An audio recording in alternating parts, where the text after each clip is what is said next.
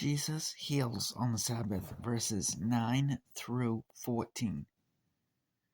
Then Jesus went over to their synagogue, where he noticed a man with a deformed hand.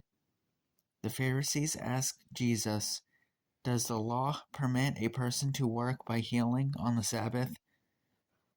They were hoping he would say yes, so they could bring charges against him.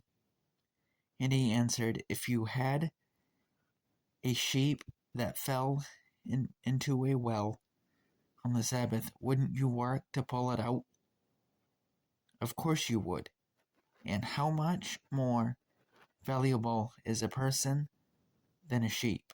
Yes, the law permits a person to do good on the Sabbath." Then he said to the man, "Hold out your hand." So the man held out his hand, and it was restored, just like the other one. Then the Pharisees called a meeting to plot to kill Jesus. And I'm going to sneak another one in here. We're going to go from verses 15 on this next segment to verse 21. And we'll see if I decide to go any further on that tonight, after I get to 21. Jesus, God's chosen servant. But Jesus knew what they were planning, so they left that area, and many people followed him. He healed all the sick among them,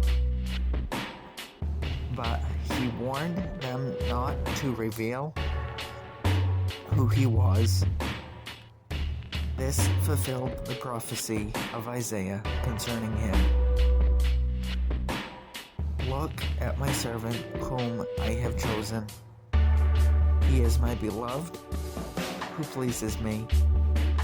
I will put my spirit upon him, and he will proclaim justice to the nations."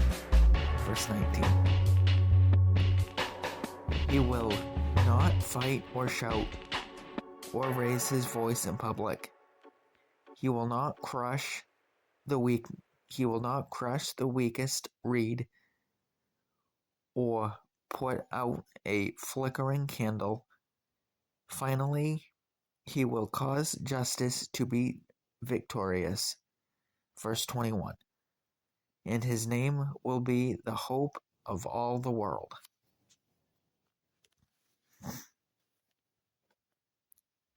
This is kind of getting into a Christmas sermon.